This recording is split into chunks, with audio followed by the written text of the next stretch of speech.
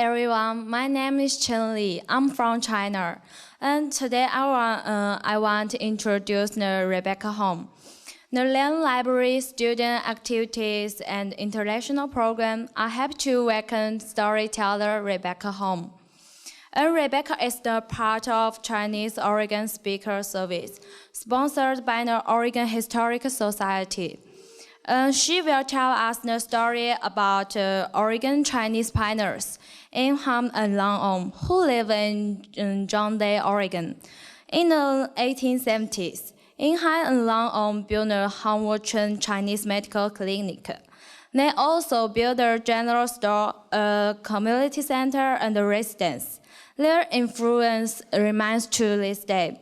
Hanwo-Chen is now a museum, the state heritage site, and national historic. Please join us for Chinese refreshments after the program. Thank you for.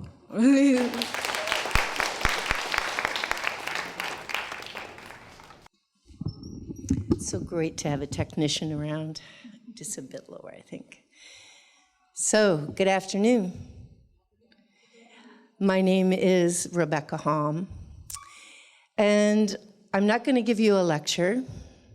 There will not be a test, and you will not be graded on your attentiveness. However, it is appreciated, and I do see you out there, okay? I'm going to tell you a story, because that's what I do. I'm a storyteller. For 25 years, I have done performance storytelling in a number of locations. But what connects me most is telling unknown stories, kind of digging them out a little bit of people who have lived great lives, but maybe we haven't heard about them in our history books. You know, I didn't know a lot about Chinese pioneers growing up in Jessup, Iowa. They didn't tell me that in my history class, my social studies class. And so I hadn't had that kind of exposure until I came out west. And then I met the wonderful man that I eventually married at his request. You can laugh, it's okay. His background is a Chinese heritage, and he started telling me things that I had never heard before. And the more I heard about him, the more interested I became. And being a storyteller, I believe that all of our stories are worth telling, and they're not bounded by our backgrounds, our locations, our ethnic heritage, but that we can hear each other's stories and learn from each other's stories and come to a deeper human understanding from hearing the stories. So, this is why I do what I do. In 2010, oh, that's already 6 years ago. 2010, I was honored to be on a tour, a heritage tour of the great American West, a Chinese heritage tour of the public lands in 4 western states, Washington, Oregon, Idaho, Nevada. Days on a bus. One bus, all these people together. And the largest majority of people, 99.3% of the people on that bus, were of Chinese heritage. I'm not. I'm German. But I was asked to tell stories. And I went, me? You want me to stand up and tell stories in front of people? I mean, where do I get off doing that? My husband said, no, because you can tell the stories. Come along, do it. And so, there I was, on the bus, telling stories. We left from Seattle, the Wing Luke Museum Have any of you ever visited there? If you ever get the chance, stop in the Wing Luke Asian Museum there in the center of the International District in Seattle. Our bus filled up there early in the morning, and we started down the road. And we drove almost all day long until we got to John Day, Oregon. Now, have any of you ever been there? All right, let's see a show of hands for people who have crossed the Cascades. All right. Yeah, so we pulled into that town, late afternoon. We were pretty obvious in John Day, Oregon.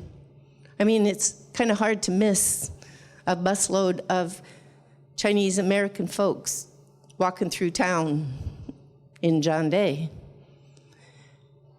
And there were a few looks, and I have to tell you, I think people were a little bit nervous. Because if you know some of the history of the West, and it's not always on the east side of the Cascades. It can be Seattle and Tacoma and down the coast, that there were conflicts and there were driving outs. And in some of those towns, especially on the east side of the mountains, they had signs that enforced the sundown laws, they called them. If you're familiar with it, the sundown law said, if you're not white, don't be here after sundown.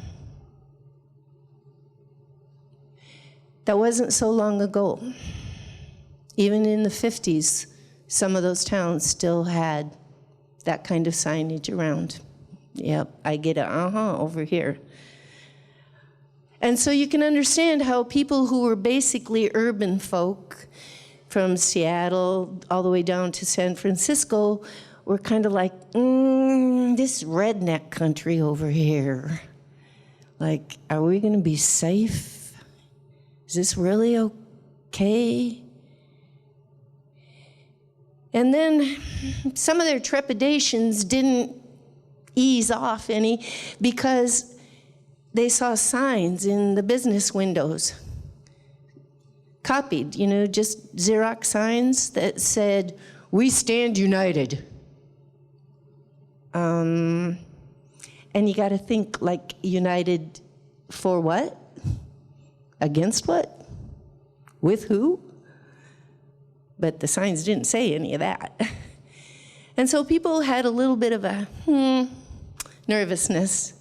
And then we were all invited out, taken to, bused to the Snaffle Bit restaurant. You know what a snaffle bit is? Oh, it's a thing that you put in a horse's mouth. It's a different kind of bit that they can roll around, and you can control the horse and help them move the way you want them to. So this was a truly Western decor restaurant. Yep, they fed us barbecued chicken, corn on the cob, and cabbage salad. And the restaurant was closed. No other group, no other people were in there, only our group. You have to stop and think, well, is that an honor or an exclusion? You can't help but kind of ask some questions sometimes. But it was a good dinner. We all had fun, we all laughed, and then we took the bus back and we bedded everybody down at the Best Western Hotel there in John Day, Oregon. Got everyone assigned to their rooms, got their lodging taken care of, everybody had their keys, everybody was gonna relax for the evening, and I turned to my husband and said, I need a beer. It's really okay to laugh. And he said, all right, let's go find some. We walked down the quiet streets of John Day toward the supermarket there on the west end of town. It looked like the lights were on, but the doors were locked. We had missed it by about 10 minutes. It was 9:15. And so we decided, well, we'd go look somewhere else. And we headed back into the center of town and started walking around. Now, both of us had been in John Day before. We used to live over in Prineville, Oregon. We knew the John Day area, like the town, basically. And I know that that was the first time when I had gone over there that I had seen the Kam Wah Chung building.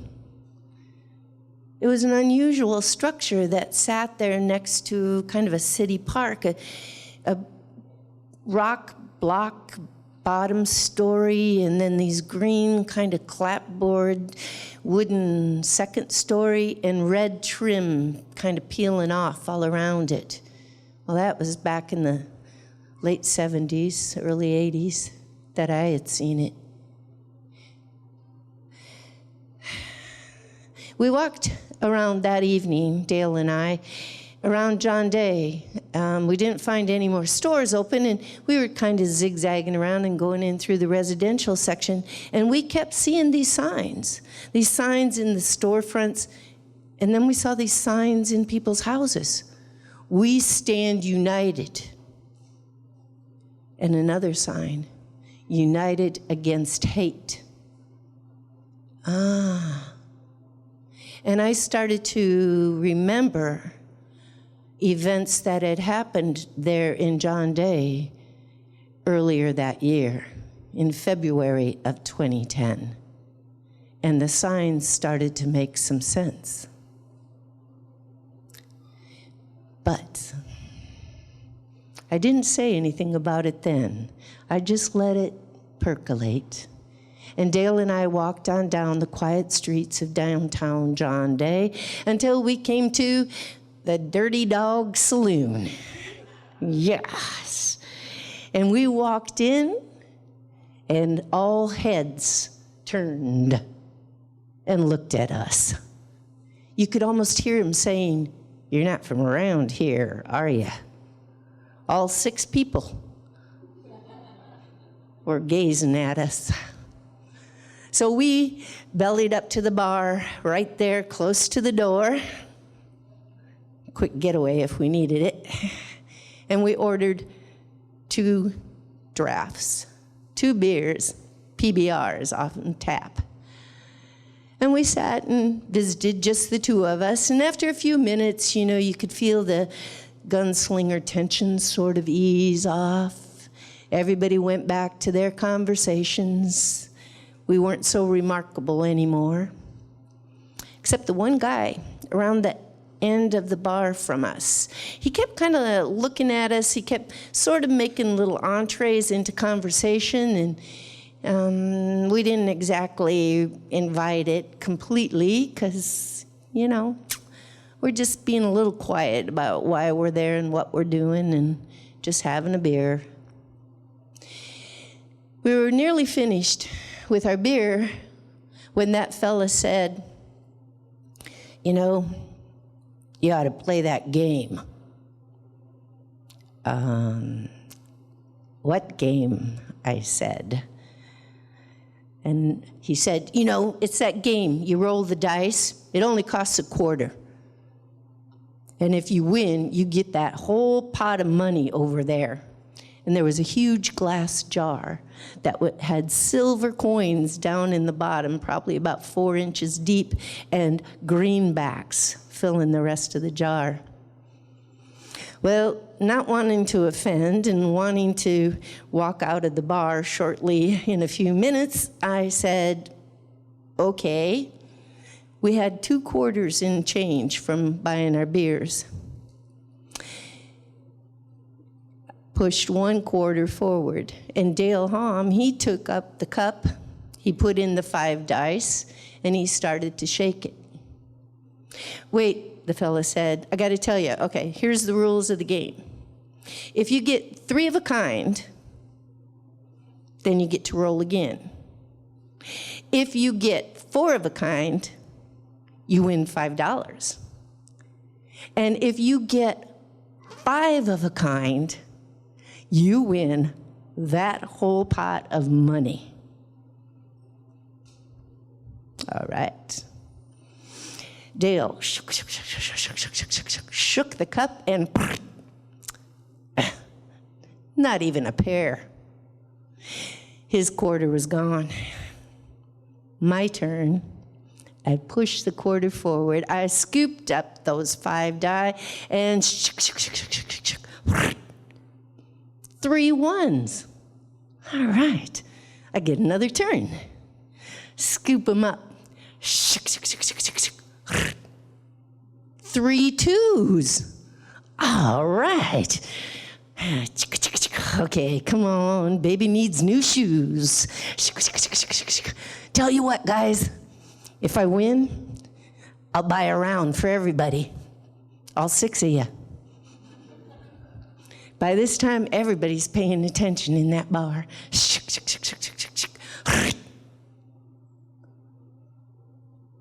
5 threes. Whoa. That whole pot of money, yeah, put it on over this way. They poured it out right there on the bar. Yep. Now, put out $40 for a round for everybody. I pushed all the silver coins to the barkeep because, you know, really the 2 quarters came from her tip, so it seemed only fair. And then I still put $250 in my pocket. The fellow at the corner of the bar said, "So, where you all staying?" I said, "We're not telling you. I've got $250 in my pocket." And then we started to talk. Things eased up. And the fella there asked us what we were doing in town. And we said, "Oh, we're on a tour. We're coming through, you know, just looking at John Day. We're going to travel through these 4 states. A Chinese tour of the West." And that guy said, "Oh, wow, you have to go to the Kam Wah Chung building." He didn't know that that was our main reason for stopping there in John Day. He didn't know that that was the entire plan, that the next morning we had set up tours for everyone in the group to go in small groups through the Kam Wah Chung building. He didn't know that. But he said, "You know, you gotta go. It's amazing." He said, "I grew up here. I grew up in John Day. I lived down in Bend for a while, but you know, then the construction went bad, and so I moved back up here to see if I can find some work and be closer to my family again." He said, "But you know, when I was a kid, my grandmother had a house right across the street from Kam Wah Chung." He said, "I used to go around over there all the time." I said, "Really? That's amazing. You knew about Kam Wah Chung?" "Oh, yeah." And then his eyes kind of sparkled, and you could see that little 12-year-old back in his face again. And he said, "Yeah, one time I went over there, and the doors weren't locked." Now, you see, the Kam Wah Chung had been closed up in the mid-50s. They had walked away from it. The family had locked the doors and left everything in place. And in that dry climate, everything was preserved right there, just as if it had been 100 years ago. Yeah, so this guy said, "Yeah, one of the doors wasn't locked, and I went in, and wow, it was amazing." And I said, "Well, did you ever, like, take anything off the shelves, or?" You go, "No."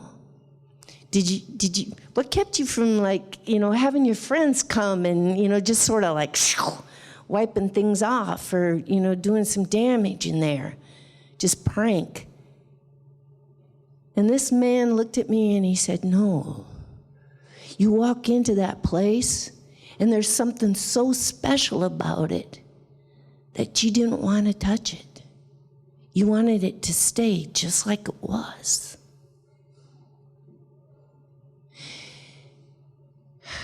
I knew that he understood something about Kam Wah Chung that I hadn't even gotten to yet, quite at that same feeling. And then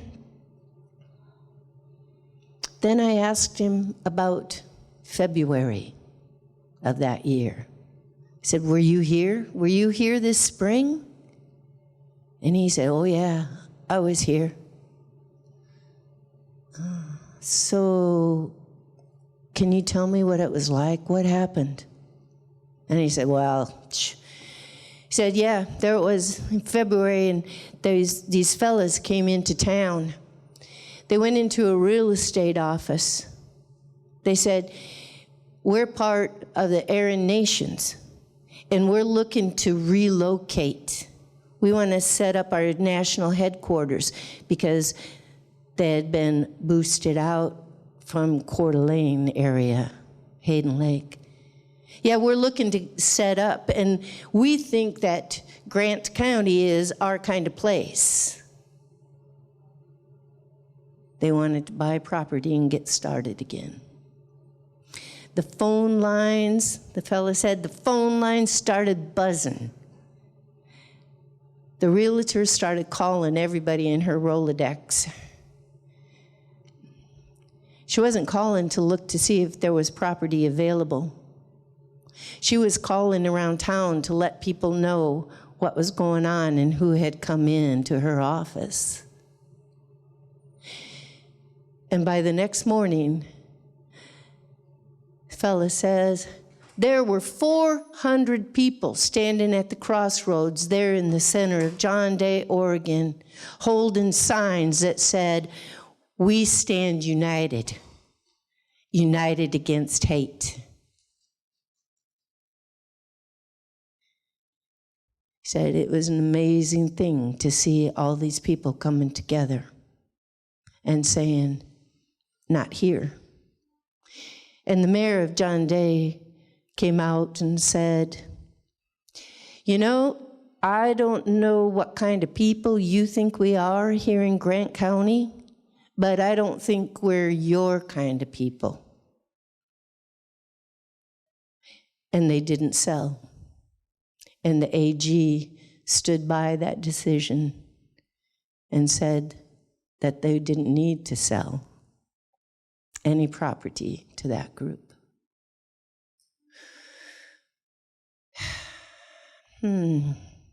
Walked back to the motel, thinking about how you never know what you're going to hear from somebody when you sit down and have a little conversation and find out who's who.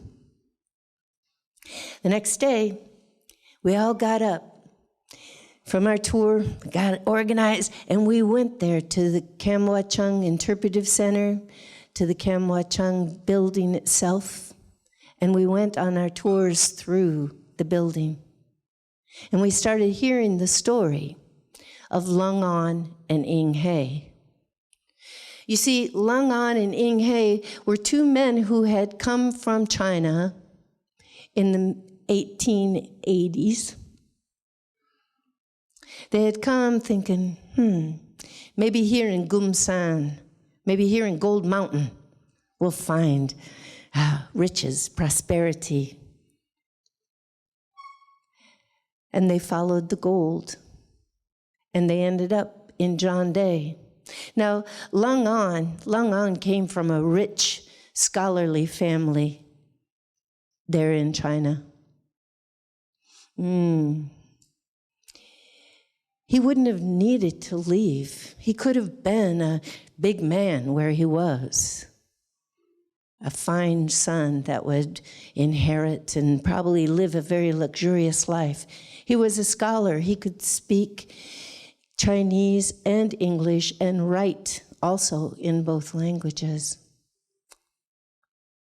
I can't tell you whether it was Cantonese or Mandarin. I'm guessing Cantonese since he came from Guangdong, Toisan. So he was well-to-do.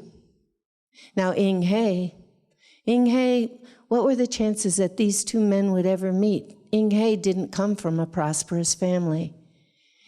He came from a long line of herbalists,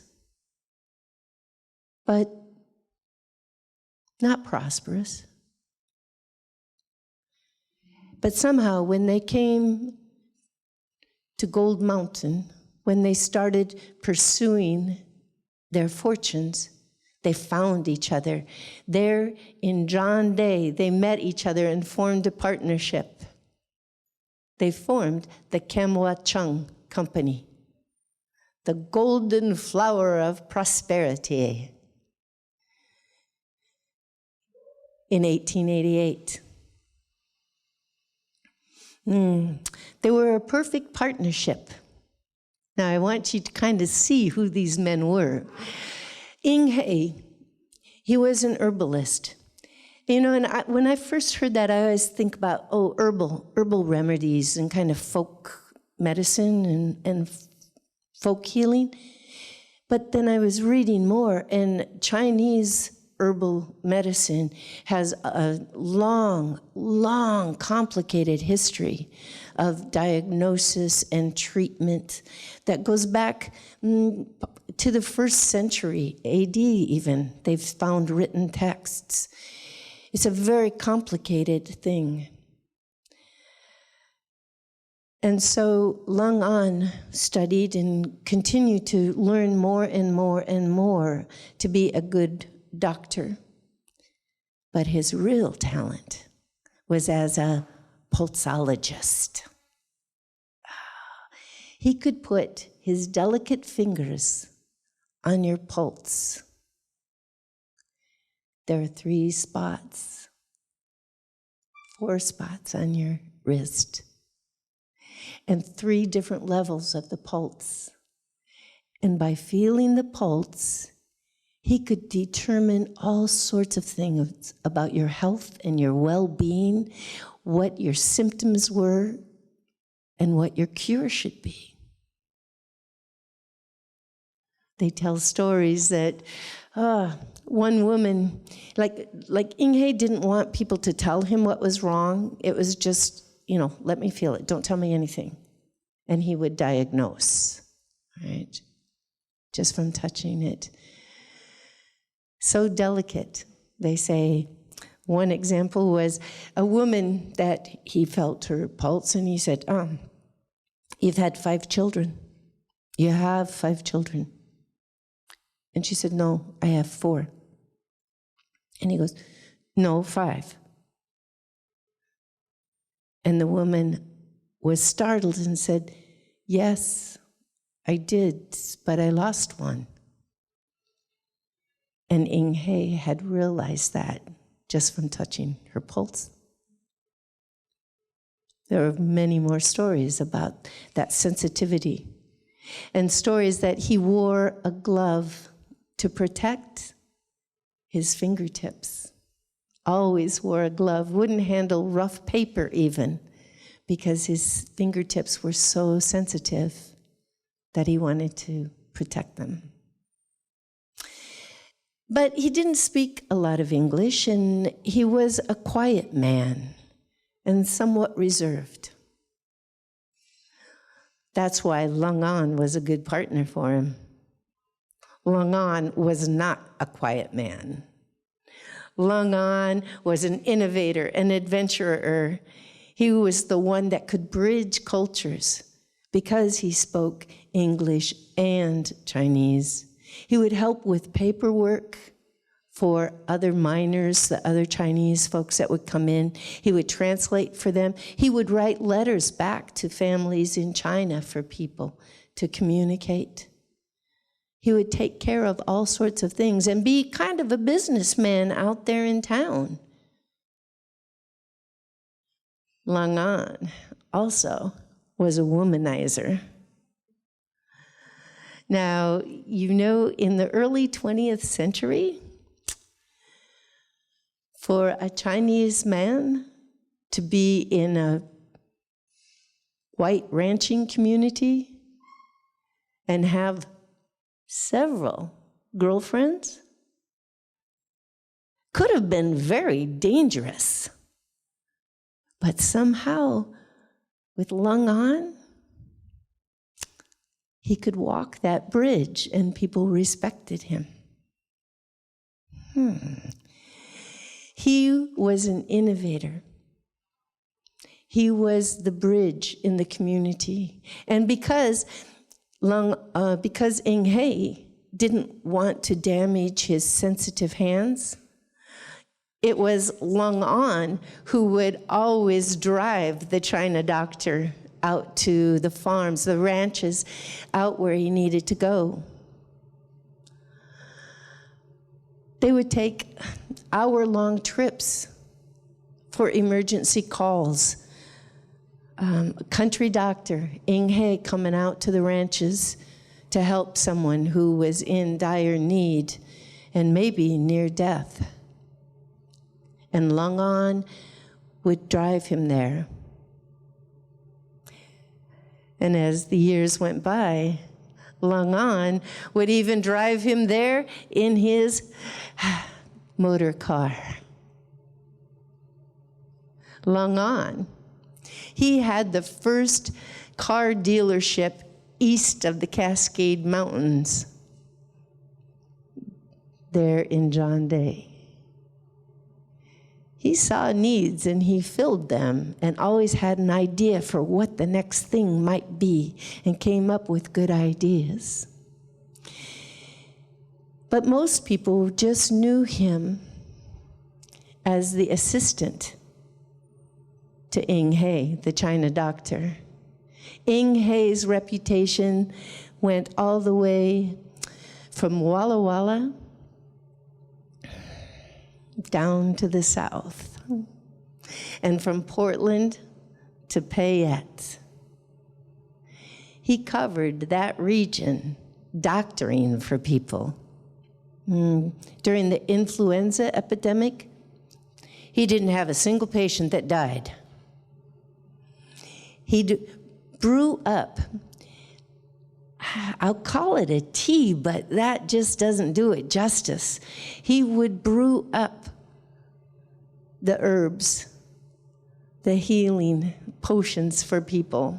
And a potion sounds mystical, but it was just good herbal remedies, sometimes with as many as 180 different herbs included in there.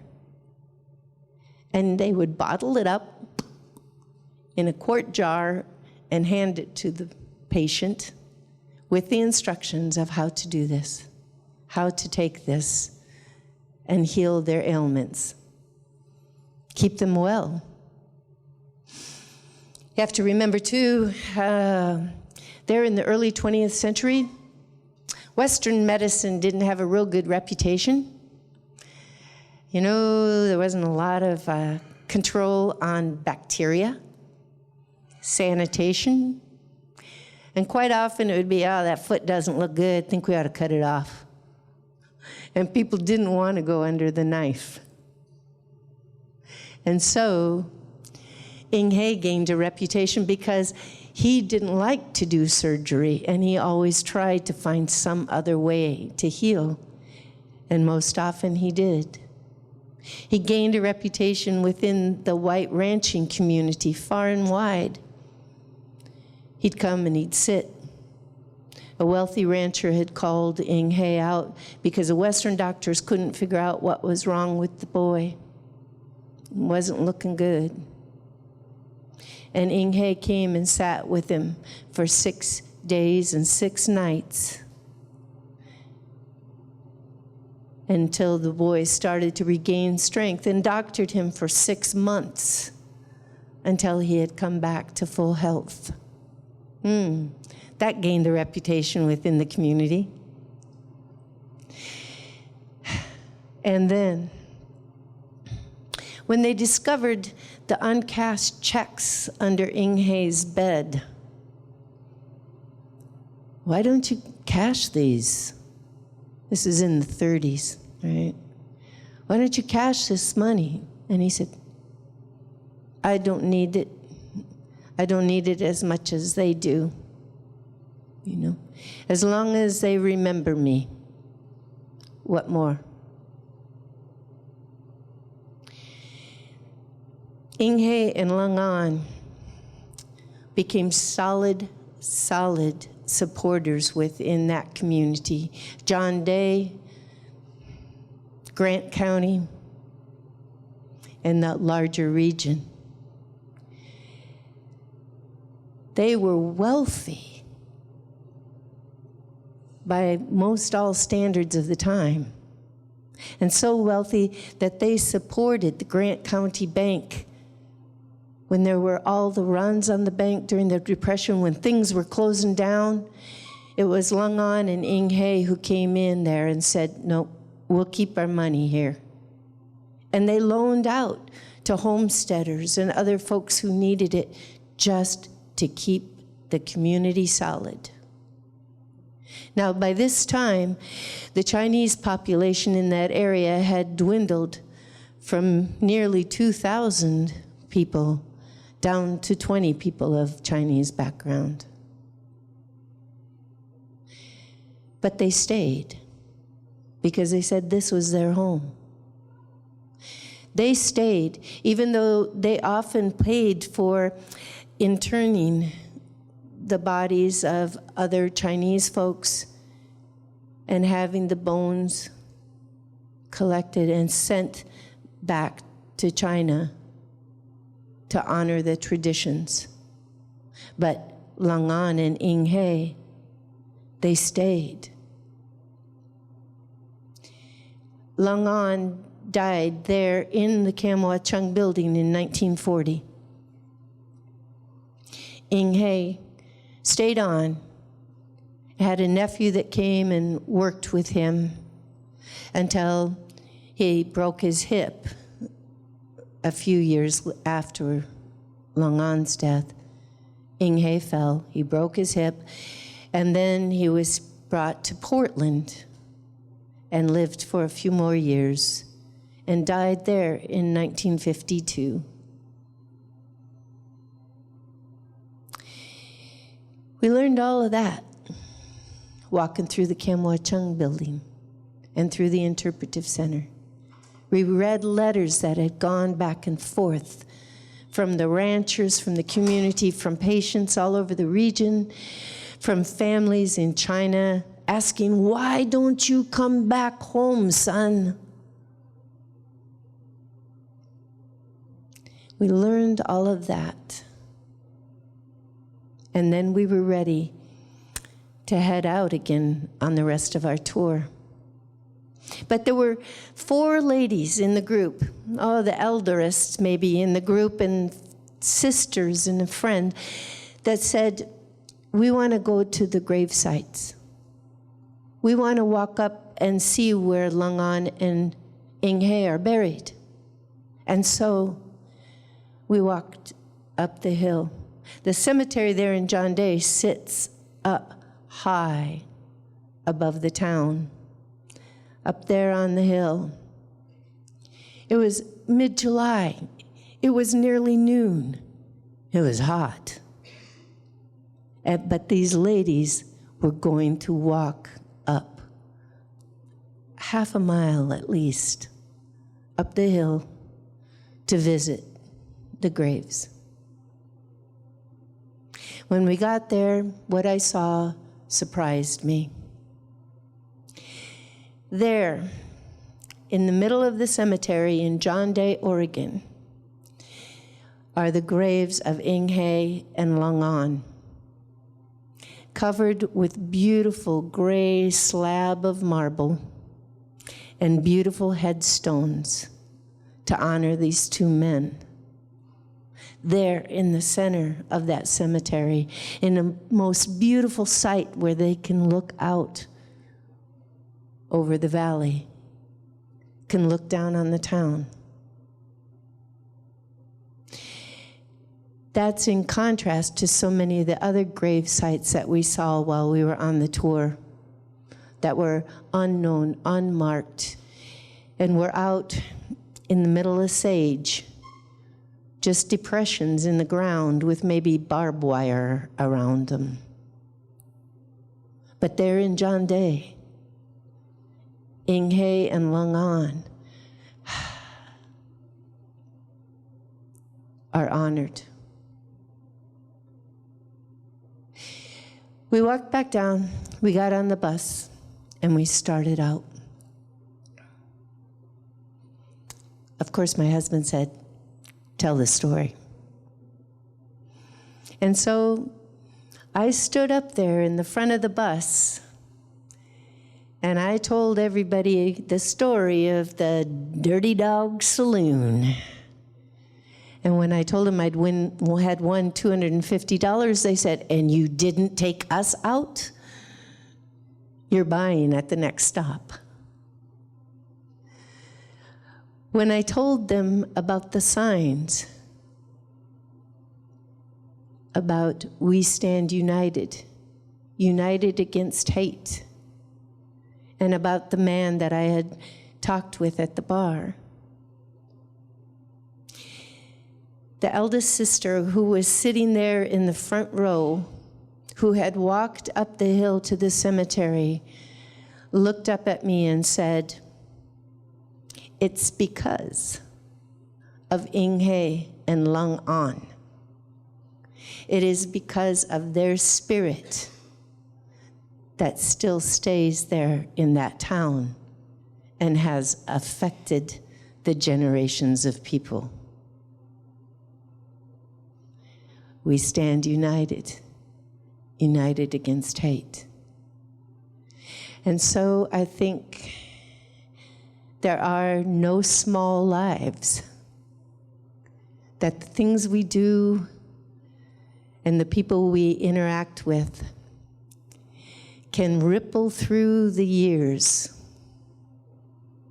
for maybe 150 years and can cause an effect that we have no idea and no imagination for at the time when we're living our little lives. What we do matters. Thank you.